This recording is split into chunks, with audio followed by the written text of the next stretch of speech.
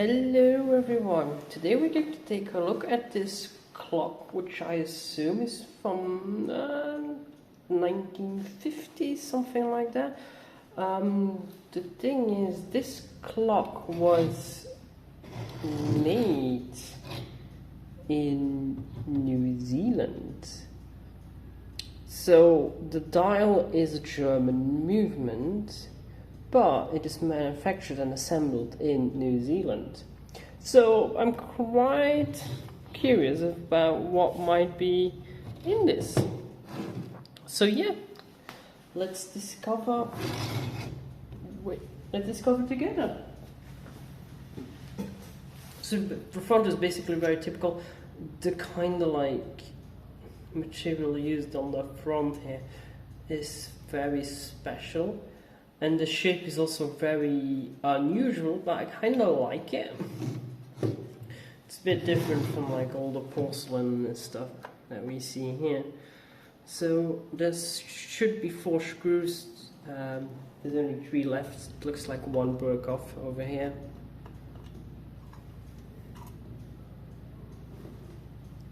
So yeah.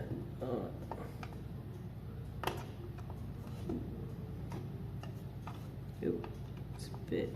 It's really small.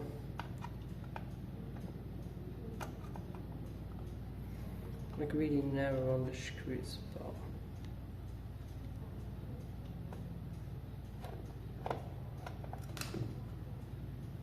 Also, oh, that's a different screw. It's much shorter. Is this also going to be a really short one? Yeah, so that's for probably the original ones.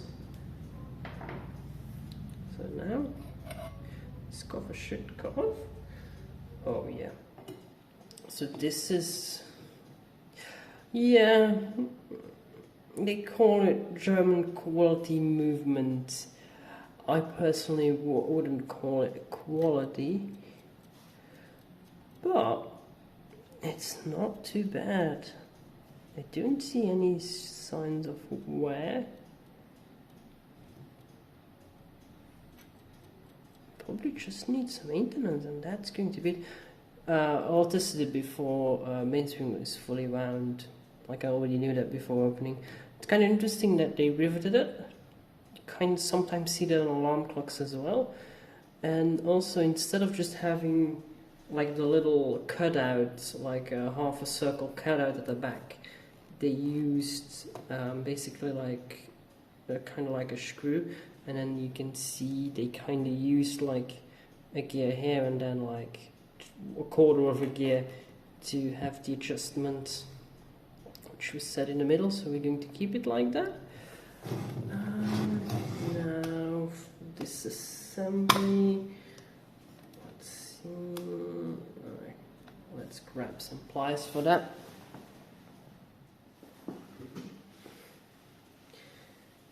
So,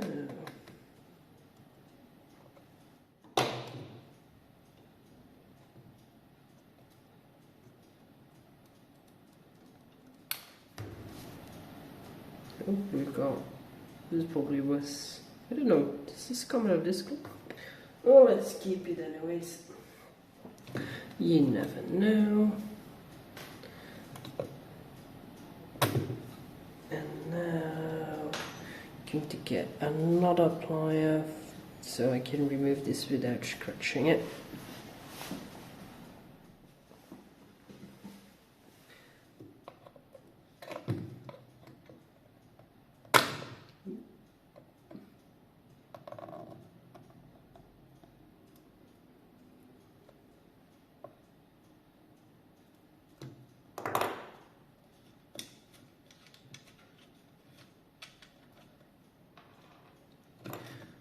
Okay.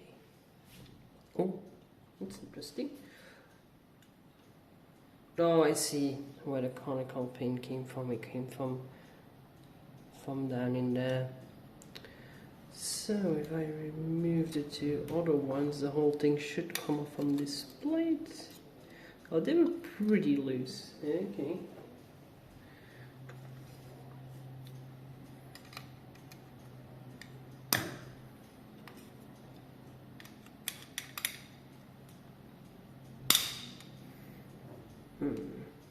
Let's switch to other pliers.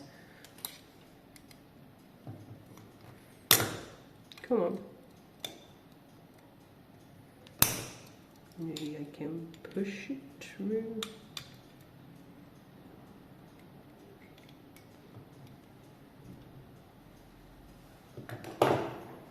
Maybe I can push it with a screwdriver.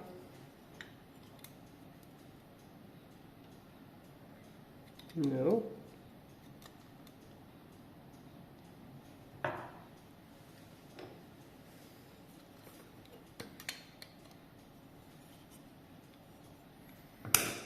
Oh, come on. There we go.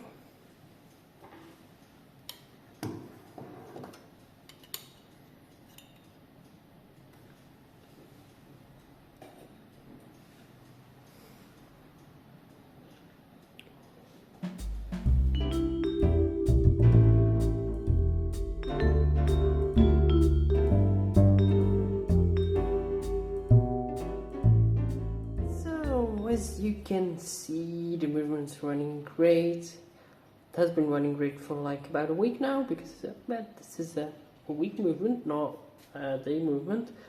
So yeah, it's time to build it back in the case, and yeah, it's assembly time. So I'm going to do another assembly time lapse, because well, they're fun, and well, they don't waste your time, but you get some information out of them. So, time-lapse time.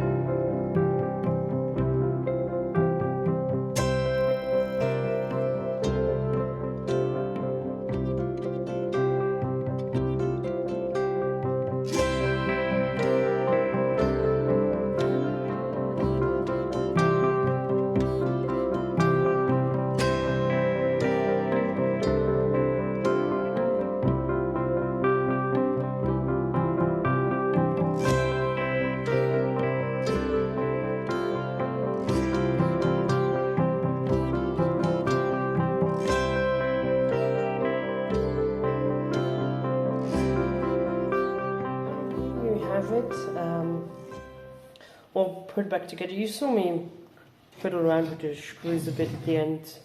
I still need to find 2 screws for that. But yeah, in the meantime, this is going to be here for test period while I try to find 2 new screws for that, because it seems that the black ones don't want to go in all the way. But I do remember when I opened it there were 2 sets of screws, so I don't know what's going on. Might still need to look into that. But in the meantime, we've got a clock and it is working. At one point while assembling it, it stopped ticking, so I was a little bit worried, because sometimes you can have, when you move it into the case, that you squeeze the 2 main plates together, and that causes it to stop ticking. But no, it is working now. So, test period, 2 new screws, or try to figure something out with the other ones, and yeah, it's good to go back to the client. So that sums up this New Zealand clock. So yes, German movement assembled in New Zealand. So also, yeah, I need to clean the glass and probably go around and work some magic here.